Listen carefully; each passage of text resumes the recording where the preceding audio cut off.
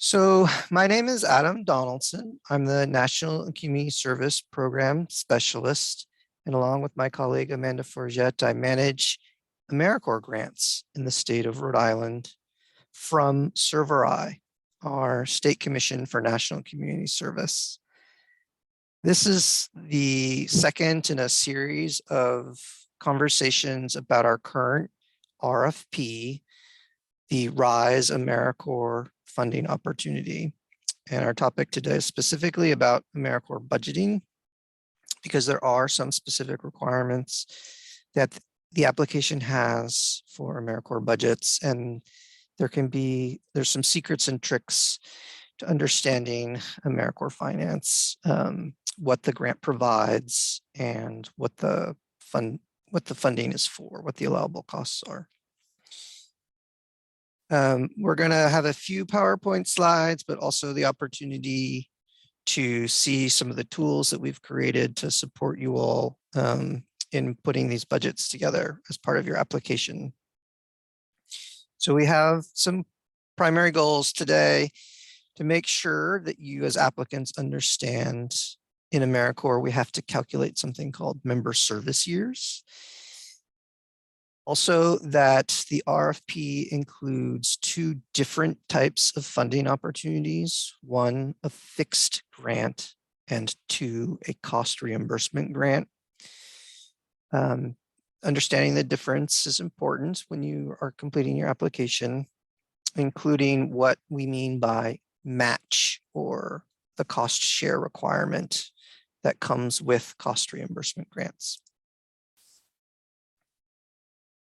And also we want to review some of the typical expenses that come to an organization when they're operating an AmeriCorps grant, including the living allowance, an amount of money that is paid weekly or bi-weekly to AmeriCorps members, and also indirect costs, a favorite term of art for folks in finance. But in addition to the direct costs that you experience, how do you calculate indirect costs to support your project and your organization?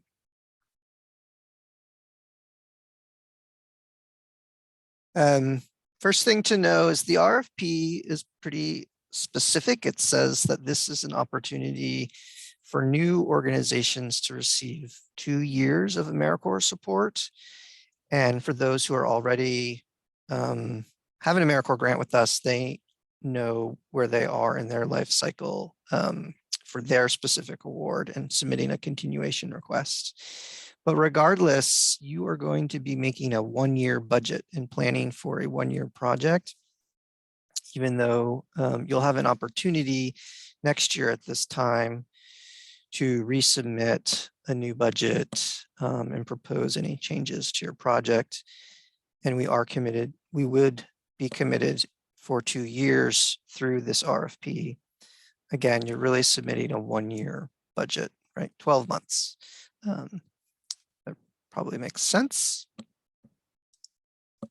And the first step to that is understanding, well, how much money can I receive from this RFP? So a typical grant announcement from a funder might say, we're going to give, $50,000 to 5 organizations for this grant opportunity. But AmeriCorps grants do not award predetermined amounts. AmeriCorps grants provide funding based on a calculation of member service years.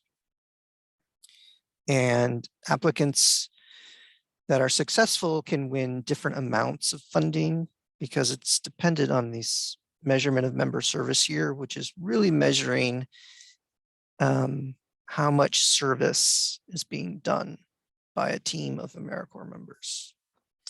So in the RFP, it describes fundamentally that we're going to award $25,000 per member service year with some variation. Meaning if your program is specifically as a professional corps program, then the award is $1,000 per MSY. This is because in a professional core program, as described in the RFP, the individuals who are serving in the professional core are actually employed as professionals and receive salary and benefits from that profession and that organization that has hired them. And the money that we're providing to the organization is to support the administration of the project only, as well as the benefit of the AmeriCorps Education Award. I think most of the folks who are with us today are interested in a more typical AmeriCorps program where the calculation is $25,000 per MSY. This RFP also announces the opportunity to request a planning grant. There isn't, in that case, a cost per MSY because there are no members serving in a year of service. Instead, the grant budget is simply based on the application identifies what expenses will be incurred and with a rationale for those expenses. And we will negotiate with the applicant what funding is available to support their planning process. And typically these range, I would say the typical grant is around $30,000, but can range from $15,000 to $75,000. For most of the presentation today, though, I'm going to be focusing on this MSY problem, the math that comes with it, and the grant that provides $25,000 for a member service year. So in the RFP, we describe the member service year in the calculation method. And what we do is we use this table. In this table, we have the different types of AmeriCorps member terms of service. Over the course of 12 months or a shorter period of time, you're describing a project in which an AmeriCorps member will accomplish a certain amount of hours of service for the community. 1,700 hours is kind of the equivalent of working full-time for 10 to 12 months, for that sort of 40 hours a week. And there are breakdowns from there in terms of shorter terms of service. And in figuring out what the member service year allotment is for your grant, you have to first understand your program, how many members you want to have as part of your team, and how many hours you want them to serve based on the schedule that you've designed. Whether it's 3 months of length of a program, 12 months length of a program, whether those AmeriCorps members are serving just 5 hours a week or 40 hours a week. You have to understand all of that first as part of your program design and be able to complete this table.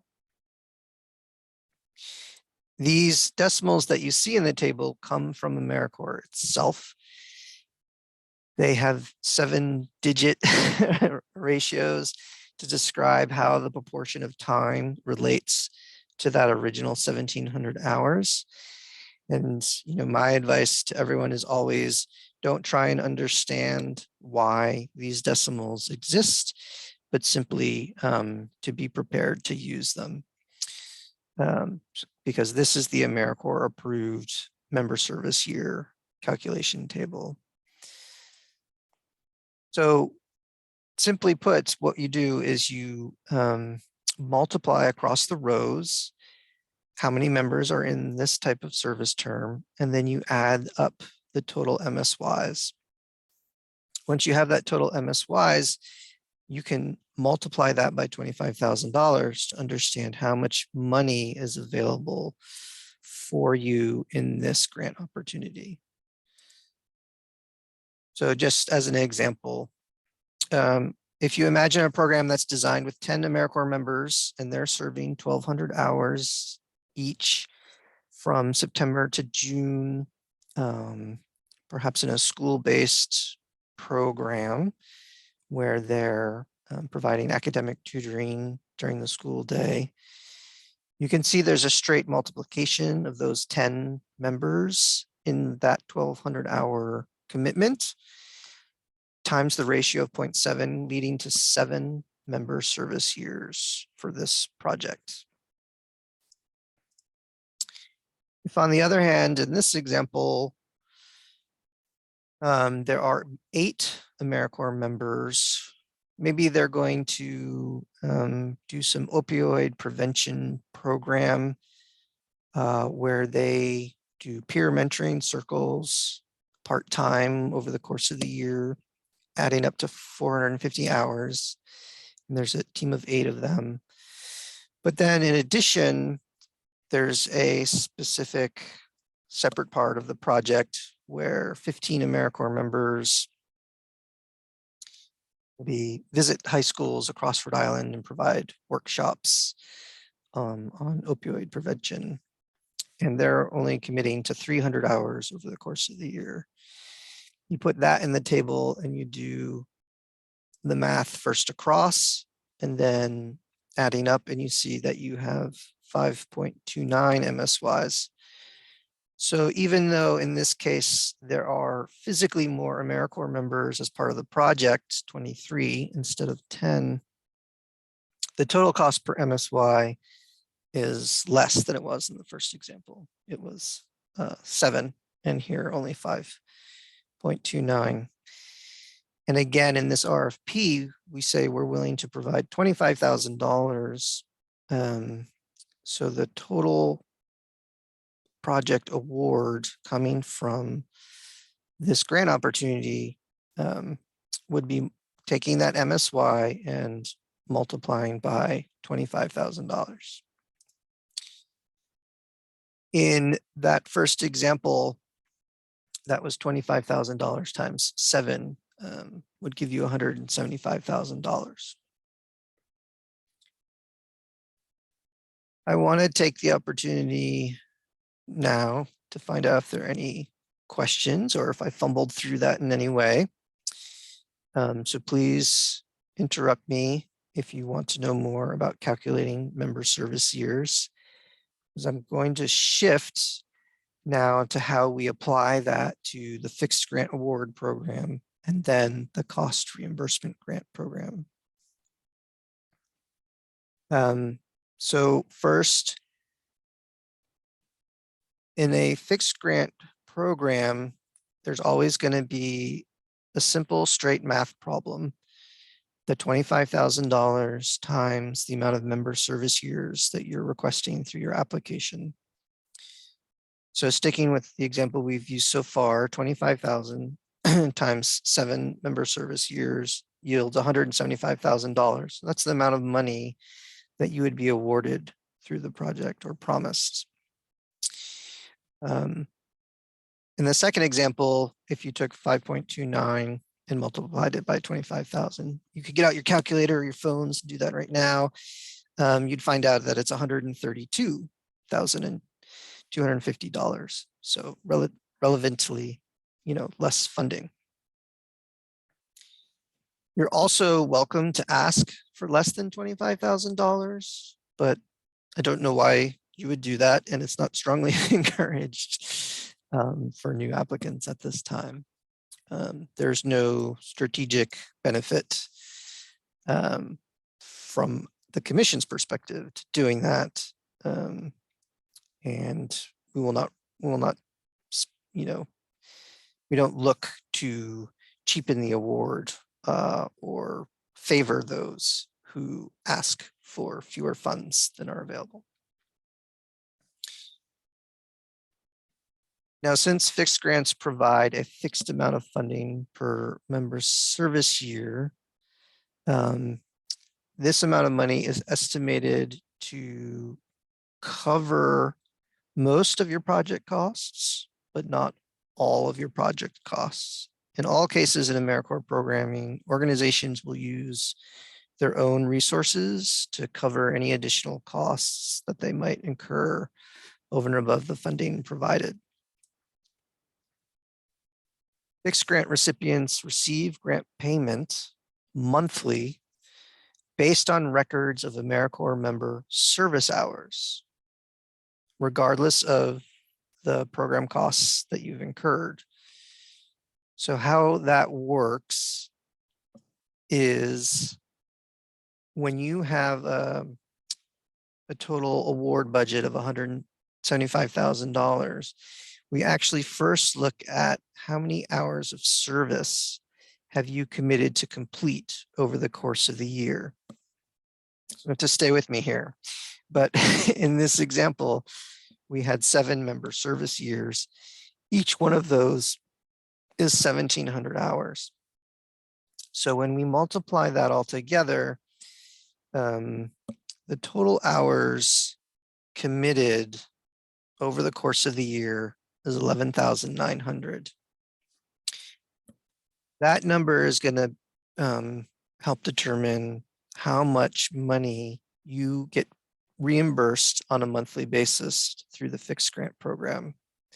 Because what you're going to do is, using timesheet records, you're going to know how many hours in the prior month your AmeriCorps members have completed. And just for the sake of this example, I've imagined that in the first month of service, 8 out of the 10 AmeriCorps member positions possible that were awarded to you have started their service, and in total, they completed 1,280 hours. So you would submit this worksheet that shows that the percent of hours completed for the year is 1,280 hours divided by the total hours of 11,900, which arrives at 10.76%. And so your reimbursable costs, having completed 10% of the hours that have been awarded to you, would be, roughly this 10% of the total budget. I know it's kind of confusing, which is why it's laid out in this table. So the total amount that would be reimbursable to you in that first month works out to $18,830. It's a proportion of your total approved grant budget that's due to you based on the number of service hours that have already been completed so far. So in addition to that, the Rhode Island Department of Education, which is the administrative home under the rules for state commissions created by AmeriCorps, they're permitted to keep 2% of the money payable for the project for the expense of running the commission and having doing financial paperwork, et cetera, at the Rhode Island Department of Education, which they do. So they would keep 2% of that $18,830. And at the end of the month, in this example, your agency would receive $18,453.40. Continue to serve for the following month. Submit again a report on how many hours in total have been completed and redo these calculations, being paid based on the number of hours completed. Questions? So I know that I'm following your chart, right, Adam? So with the 8 out of 10 members and the 1,280 hours, so in that scenario, we're saying, because this is for a month, that 8 members worked 40 hours for 4 weeks. Yeah, I made that. I was just coming up with the number is really made up for purposes of the example. That number could have been right. And you're just basically or larger. trying to show how we get the percentage of hours. Yeah, it should be. Month. And that's not cumulative, right? That would be like, if that's a consistent chart per month, then 10.76 would be what it might look like every month, right? If our members were perfect. Right. So that it's unlikely that the members would be perfect. And again, it would be based on that 1280 number would come from time tracking. So it would vary from month to month, depending on how many members were in service and whether some of them did extra hours or were significantly absent for one reason or another. I'm trying to think what else to say. And Rebecca will know already from past experience with our commission that we provide an online system for AmeriCorps time tracking. We are currently in the process of putting out a official state bid to procure a system that might be the same or different for all of our grantees to use for AmeriCorps time tracking and other financial reporting. But time sheets are a critical part of following through on the fixed grant process. And we're here to support awarded applicants in making sure that they're able to track their members' hours. And in the fixed grant program, it ties directly to the payment that an agency receives.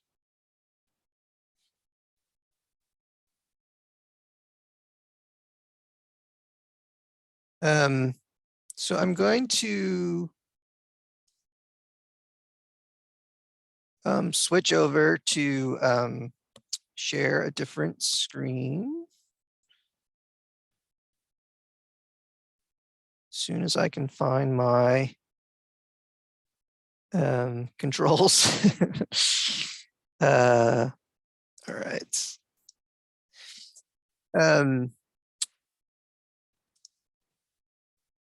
The website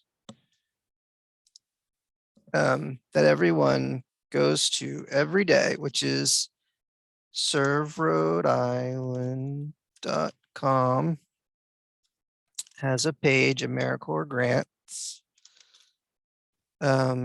where all the things I say today are written out, in particular in the application instructions, but we also provided some important tools related to AmeriCorps budgeting. One is the fixed budget template and the cost reimbursement budget template.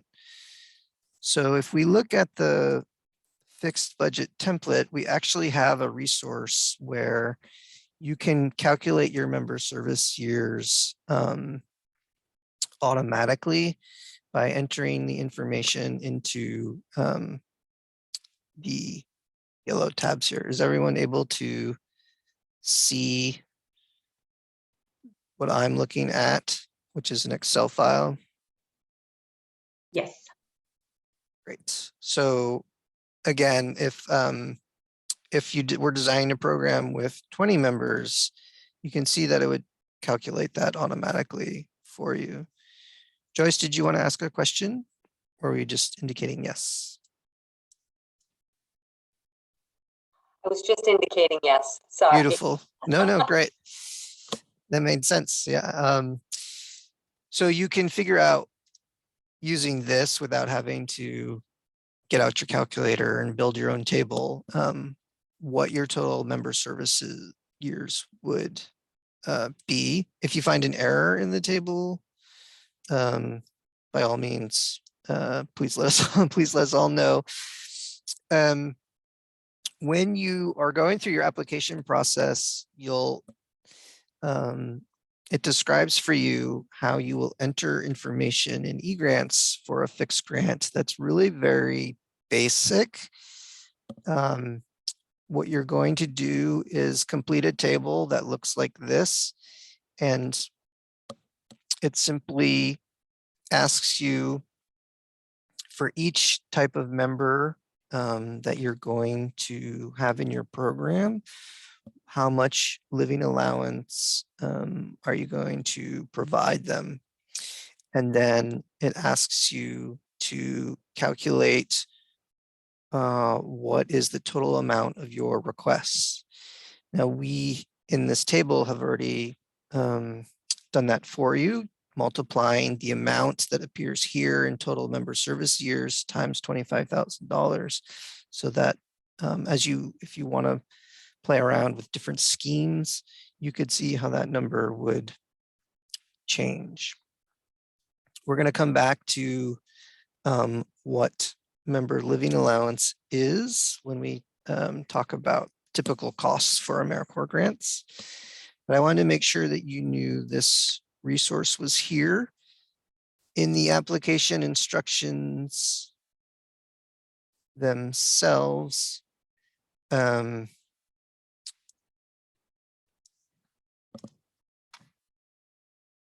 There is detailed explanation in an appendix labeled budget instructions for fixed amount grants on what to expect when you're interacting with the AmeriCorps eGrants application system and the information that you'll need to provide. Again, how many members in each category, and then understanding what your total request is, most likely times $25,000. And then what it actually looks like in eGrants, again, is a table like this. What is your allowance going to be? It's pretty rare, but if you are designing a program where you do not want to provide AmeriCorps living allowance and you want to explain that to us, you would instead of putting in the rate of allowance, you would put in the number of AmeriCorps members who are not receiving allowance. And the eGrants application system shows a table that looks just like this.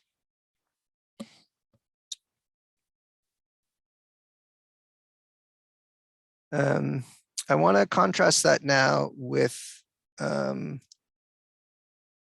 the other type of grant, the cost reimbursement grant.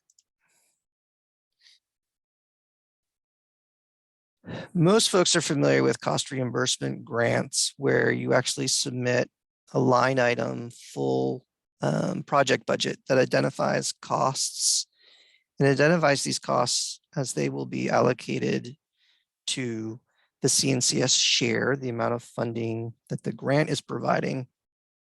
But it also asks you to identify costs that you at your organization are providing, what we call grantee share.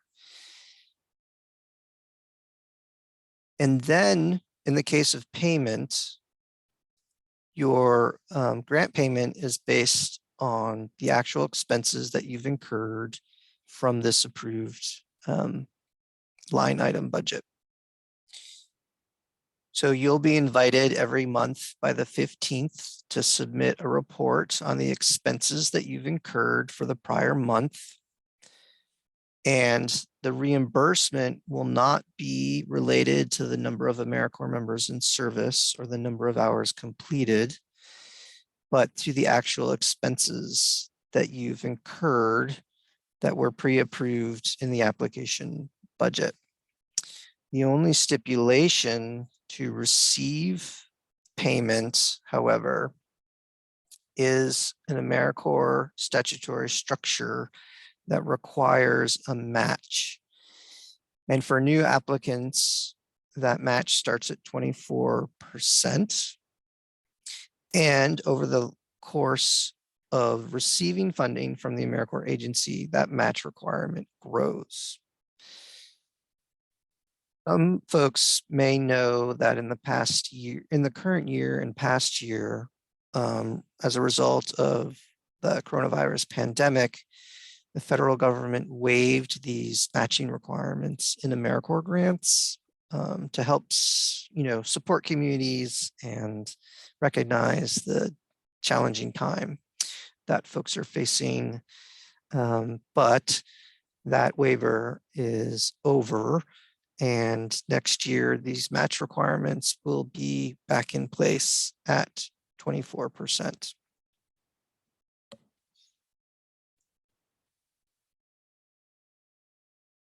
So to understand match, one of the things that folks get confused about is that we had an example where 10 member service years was yielding a grant award of $175,000. And you're saying I have to match that with 24%. So that means in my budget, I must have to show how I'm spending an additional $42,000 or 24% of 175. But that's not actually what the statute says.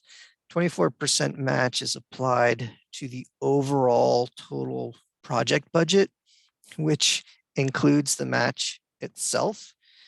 It's what Excel would call a circular formula and give you an give you an error message, to be quite honest.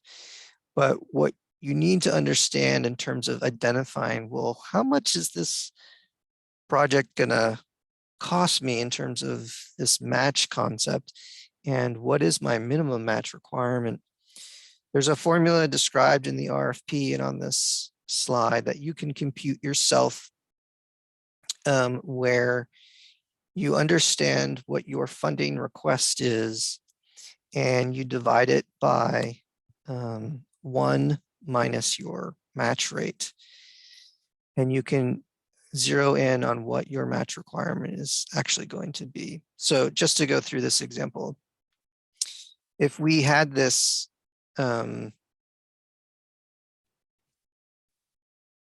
MSY program where 10 AmeriCorps members are going to be doing 1,200 terms of service, and we identified that this was 7 MSYs, we would know that we're supposed to receive $175,000. So we would take $175,000 and divide it by 1 minus our 24% match requirement. And when we do that math, the total project budget minimum would be $230,263. So we take that total, $230,263, and we subtract $175,000, which is the amount that we are being funded by ServerI and the AmeriCorps Commission, and realize that we're still going to have to show in our budget an additional $55,263. That is the 24% match requirement. And that number, would be different if the program had been in existence for 5 years and its match requirement was greater. It would be 1 minus 0.3, the 30%, in order to arrive at a figure, and the match would increase into the 60,000s.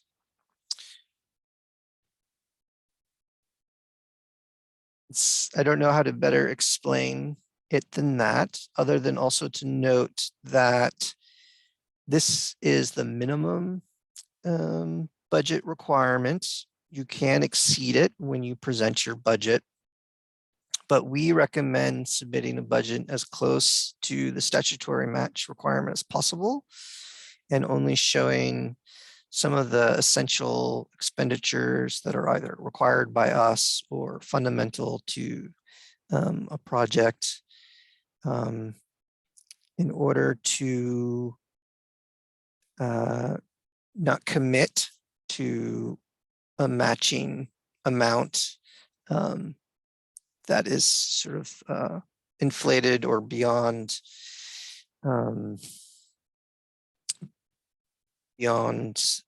what you can really know that you'll be able to achieve. Are there any questions about this crazy formula that I've presented? Question, Adam. Yeah. if someone does put in a bigger match than they need to, Mhm. when they get to when they get past the 3-year mark, are they going to have to go higher than they have been? Like, are they, if you put in more of a match initially, are you upping your own match requirement by doing that? No, we will always default to the statutory requirement of AmeriCorps on that match schedule that we showed on this table here, the 24, 26, 30, 34%. We'll always default to that. And I'll say in terms of when an expense report is submitted and we are monitoring to see if a grantee is achieving their match in order to receive grant payment, we will look at the statutory requirements, not the budget. So if you've submitted a budget that's 50% grantee share and 50% AmeriCorps CNCS share, but you're a first year program, when you submit your expenses, if you've only able to document expenditures of 24, 25%, you're still compliant and are able to receive grant payments. There's no penalty for not achieving what was originally presented in the budget if it exceeds this statutory table. Make sense? That makes sense, but now I have a new question. Sure. So does that mean that if if you're submitting for repayment and I don't know, we'll say the first couple of months and what we are submitting for hasn't, what am I trying to say? Do we have to show that percentage match per payment in order to get reimbursed? Like per, you know what I mean? Yep, per I period? do. So it's September and you submit an expense report and it shows a match rate of 28%. And you're only required to have a 24% match. Then that aspect of the review of your expense reports is just like, check, okay, they're achieving that. Maybe there are other things about the report that raise questions, but it kind of goes through approval without any additional monitoring at that point.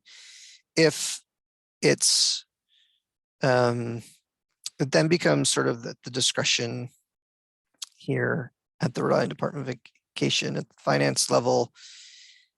In the first month, it's 23%. Okay, well, that's kind of close enough. We won't dig in. Second month, maybe they'll get back up to where they need to be.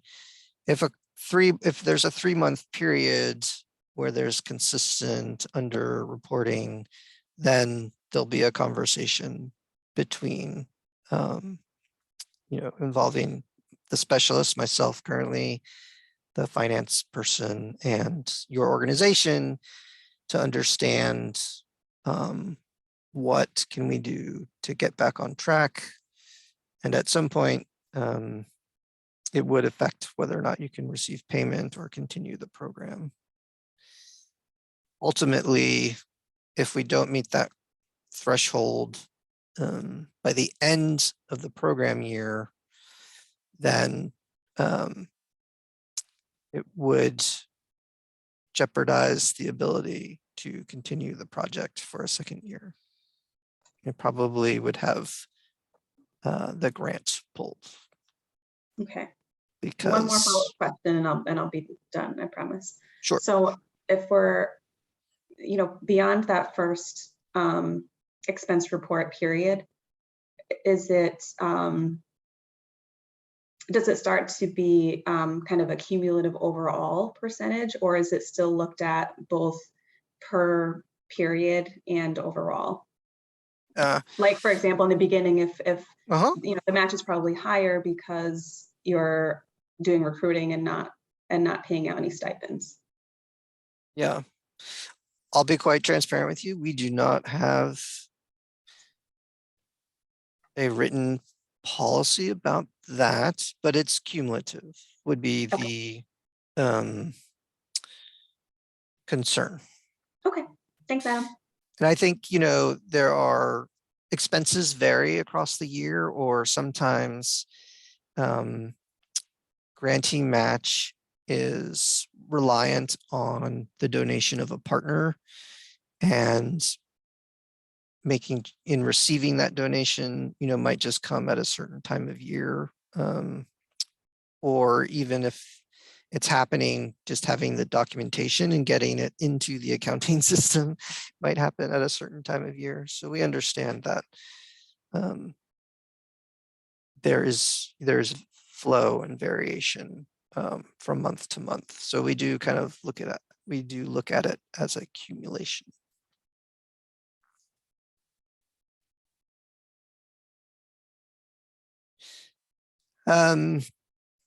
So when you submit the application and you're doing a cost reimbursement grant, you are going to actually build out a budget line item by line item about the expenses that you're going to incur. And I would just say that, you know, the budget that you're submitting probably has some relation to your application narrative and your logic model. So if you're wondering, you know, what things are really important to include in my budget, you know, there should be some alignment with the overall application, the activities you describe in the you know, the various training items you're going to do, or the personnel who are involved. We should see that reflected in the budget and the application backwards and forwards. Similar to the fixed grant, I showed earlier that we have a cost reimbursement worksheet, and I just want to run through that a little bit to show you how we have set that up. If you go to that website and go to AmeriCorps grants on our site, you'll see the cost reimbursement worksheet or template there. And it shows you what the budget expectations are following along with the application instructions.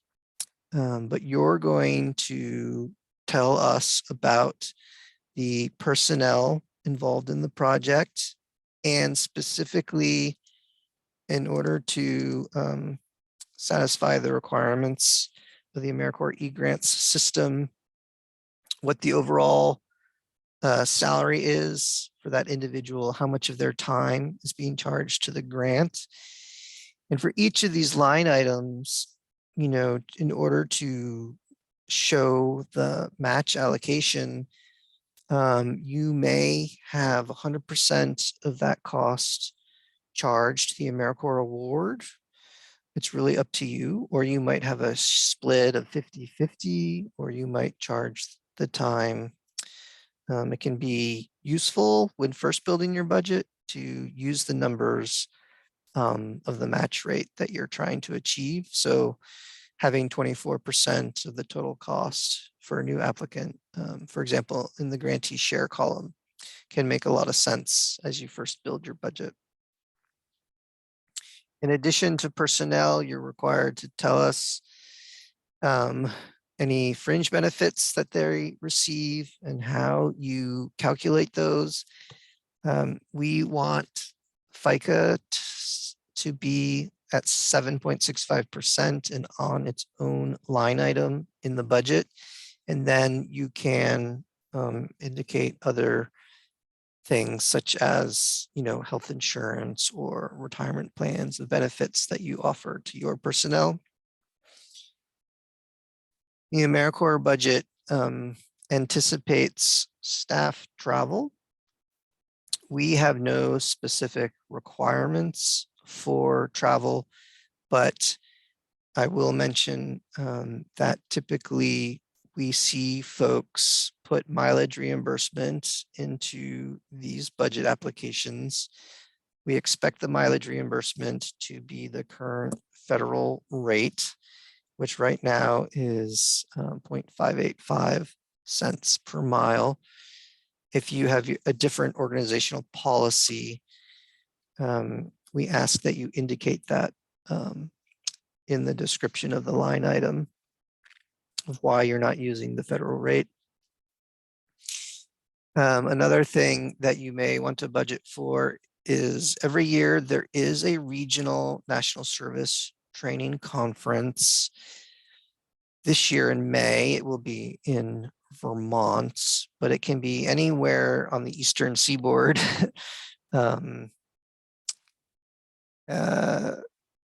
So you may, if you want to send staff to that, we recommend both airfare and lodging. It's a regional conference for both state commissions and AmeriCorps program staff of all types, executives, program managers, finance folks, recruiters, led by a national organization called America's Service Commission. And so if you have the bandwidth and the finances, I think it's an excellent opportunity to meet with other national service colleagues. Separately, you describe any travel reimbursement that you might be providing to AmeriCorps members. Sometimes that's a cash reimbursement, a mileage reimbursement, or perhaps bus reimbursement. Member travel is not for commuting every day, but for times when they might need to travel between service locations or travel to events held by ServRI or other training opportunities. The next line item in the worksheet is equipment. I have never seen an AmeriCorps applicant ask for equipment. Equipment is for large items of valued above $5,000, like a tractor or that sort of thing. It is separate from supplies, which is what we normally think of as being needed for our programs. And supplies, just apply the English definition to the word when you're putting things into this category. One of the requirements in AmeriCorps is that AmeriCorps members be visibly identifiable in the community. And the best way to show the commission that you're committed to AmeriCorps members being visibly identifiable is to having an expenditure in the supply line that talks about a uniform, a t-shirt, a name badge, or some other item that they will have on their person with the AmeriCorps logo on it while they're in service. Other things to highlight. There's a separate category for contracts and consultant services. This can be a range of things, so I won't try and go into specifics, but only to say that there are separate categories in the AmeriCorps budget template and what is required in the eGrant system to separate out training that's provided to staff. So even if that training is from a consultant, we want to see it in the staff training line item. Similarly, with the member training line item, if a consultant is providing that training, you would still enter it under the member training category. And similarly, there is a separate evaluation category. Again, if the consultant is providing evaluation services, then it would be under that category as opposed to general consulting. All AmeriCorps budgets include national service criminal history checks as a requirement. AmeriCorps applicants are required to go through a national service criminal history check process, which is described in the RFP. And this worksheet shows you what the expenses are for that process. Every AmeriCorps member in the budget and staff is expected to have a budget here for a national service criminal history check. So it's already included in the template. You'll see in our worksheet that we separate sections of the budget in terms of the general program costs and then the member costs. Member costs are what we call section 2. AmeriCorps members receive a living allowance. And in the RFP, we identify that the living allowance must fall within a certain range. Oh, I thought this had, here I am trying to scroll you to show you the table of living allowance, but it's not here. We'll come back to that. But are there any questions with folks on this call about living allowance before I, rather than me going into the details about it? But the basics of this being that AmeriCorps members on a weekly or bi-weekly basis do not receive an hourly wage, but do receive a cash stipend meant to support food and shelter and their general living expenses. We in Rhode Island have a minimum and maximum that we require for AmeriCorps members to receive a living allowance. That starts at $18,000 for a full-time 1,700-hour position and is prorated for shorter terms of service. But this again is a minimum. So you might choose to budget $20,000 or $25,000. As long as it's within the range that we have published in the request for proposals, you're going to have a compliant budget. So we're going to need to know what living allowance you're providing to AmeriCorps members and how many members.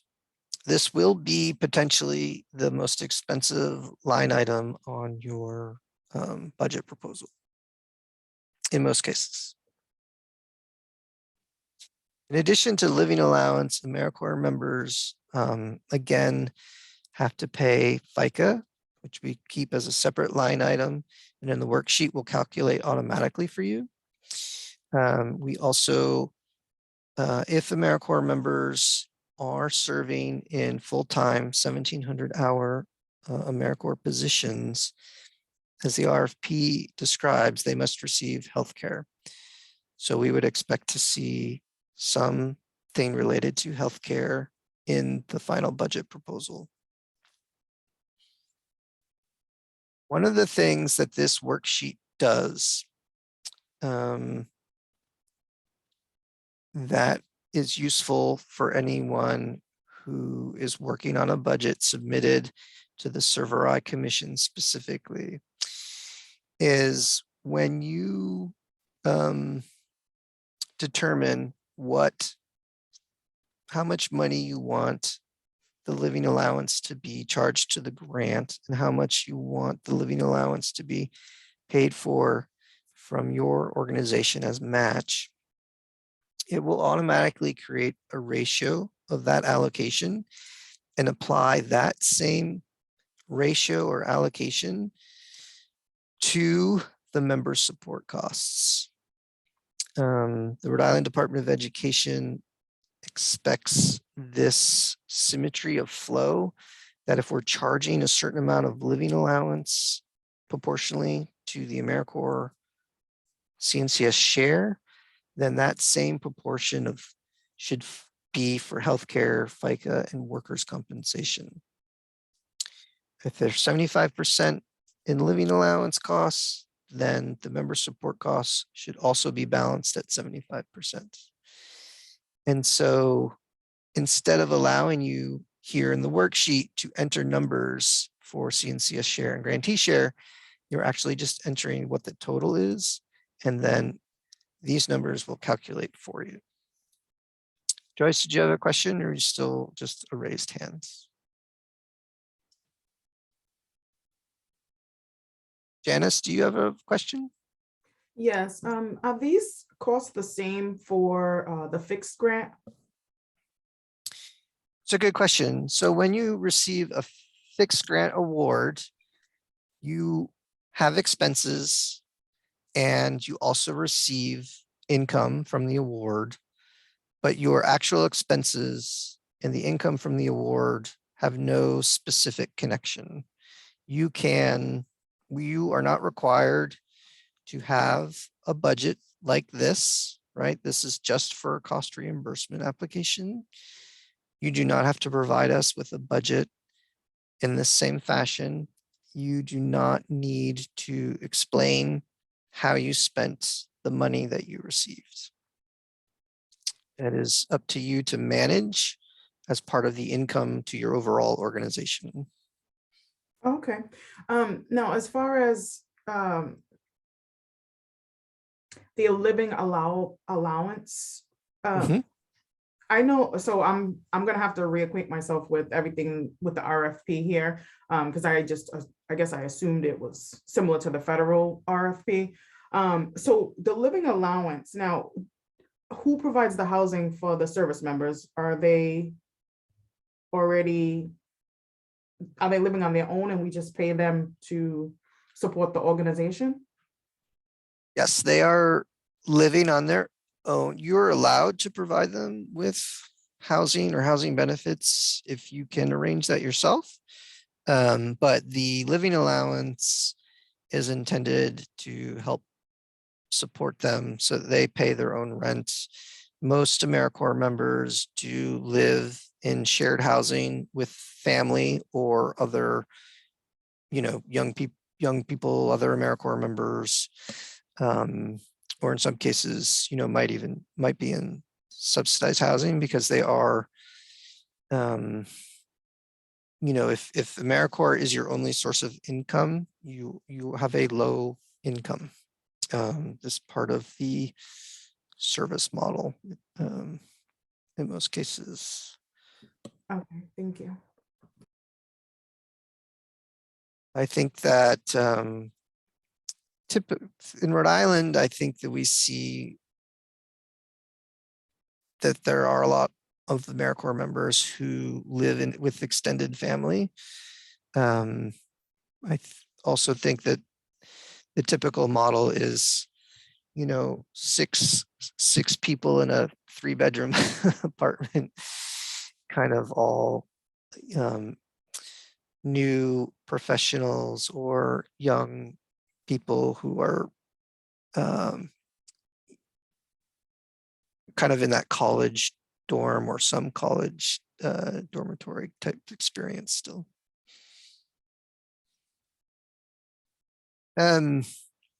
I do want to note the time, and my commitment was to try and keep this to an hour. I've complicated it by having 2 different types of grants this year, both the fixed and cost reimbursement. So I haven't kept to that promise. It feels to me that we did not do an excellent job at covering the living allowance. So I wanted to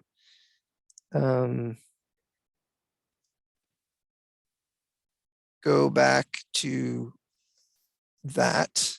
I'm going to find that table for everyone. Are there any other questions though before we end? Things it feels like I didn't cover, points where I've caused more confusion?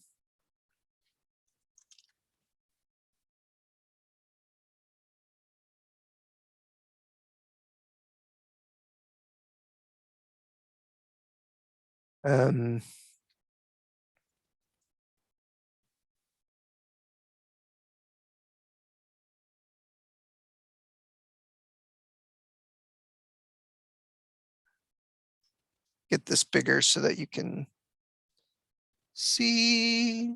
Oh man, they gave me a new website, a new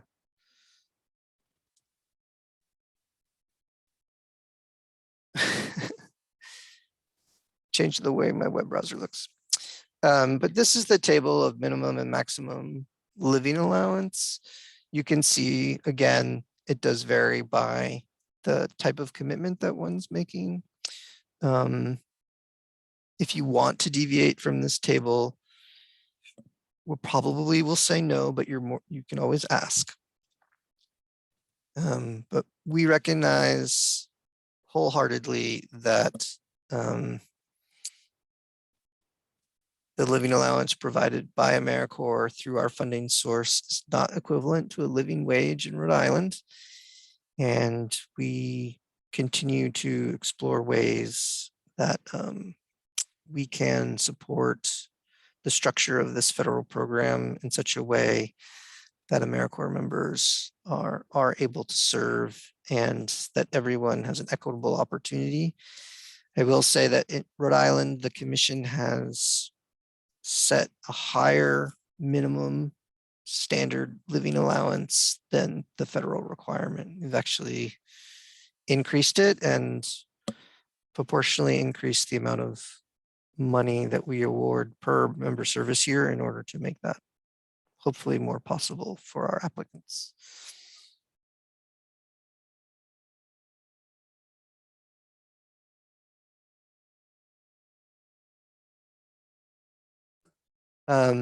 All right, I think that people are going to need to go. I'm happy to answer any questions.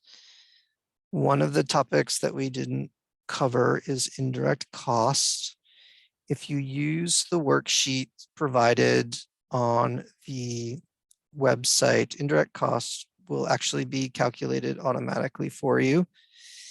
So you won't need to understand all the instructions that are in the application materials on our website if you rely on that worksheet.